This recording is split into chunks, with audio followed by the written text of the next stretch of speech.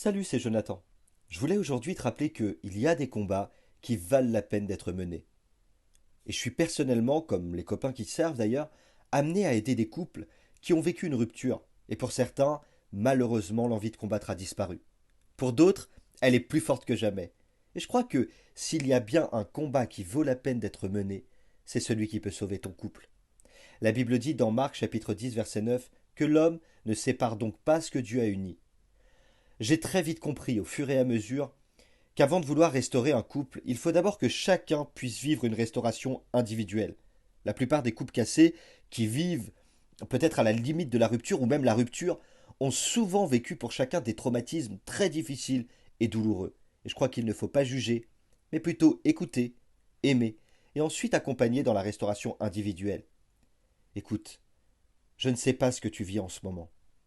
Peut-être que toi aussi tu vis une fracture douloureuse et que tu es à la limite de tout lâcher, parce que t'en peux plus. J'aimerais te rappeler que s'il y a bien une chose pour laquelle il faut combattre, et ne pas cesser d'y croire, c'est ton couple. Mais je sais aussi qu'avant de combattre pour deux, eh bien, il faut commencer à combattre pour toi, pour ta propre restauration. Alors certains diront, oui, mais c'est égoïste de combattre d'abord pour soi. Pas du tout. C'est le vrai chemin pour une restauration à deux. Et si vraiment tu veux mener un combat qui est un combat gagnant, n'oublie pas que tu ne peux le faire que si tu es en bonne santé spirituelle pour le faire. Et ça passe d'abord par ta restauration, avant de passer par votre restauration. Allez, je vais te donner quelques petits conseils ce matin. N'écoute pas les voix qui te disent que c'est terminé, que t'as trop donné, que t'as trop essayé, et qu'aujourd'hui t'es trop épuisé pour continuer. C'est pas vrai.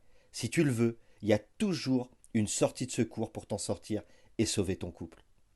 Avant de vouloir une restauration à deux, je te l'ai dit, n'oublie pas d'abord de te concentrer sur ta propre restauration. Chacun de vous, toi et la personne avec laquelle tu vis, a peut-être besoin de guérir, parce qu'il y a eu certaines blessures de parcours, pour lesquelles vous avez eu peut-être du mal l'un et l'autre à encaisser. Il est temps de guérir, il est temps de restaurer, et tout commence par une restauration individuelle. Ensuite viendra une restauration commune. Enfin, dernier petit conseil que je voudrais peut-être te partager, n'aie pas peur de faire appel à quelqu'un de compétent dans le domaine, à un pasteur ou à un couple d'amis capable de t'aimer assez pour t'aider sans te juger. Tu sais, il y a certaines saisons dans la vie où s'en sortir seul est quasiment impossible. Et personnellement, j'ai traversé aussi des périodes compliquées dans mon couple où j'ai eu besoin d'aide, et heureusement, il y a eu des gens qui ont répondu présent.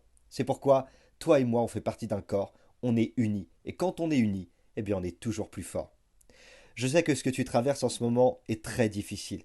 Et j'aimerais te rappeler qu'avec rien, eh bien, Dieu est capable de faire des choses extraordinaires. Ta foi peut aussi faire valoir tout ce que tu as cru jusqu'à aujourd'hui. Tu peux avoir le courage et la détermination, mais aussi la volonté de continuer à croire que tout peut encore changer. Je sais que ce que tu traverses est difficile et que peut-être aujourd'hui t'es lassé et t'en as marre parce que t'as déjà essayé plusieurs fois et tu as toujours échoué jusqu'à aujourd'hui.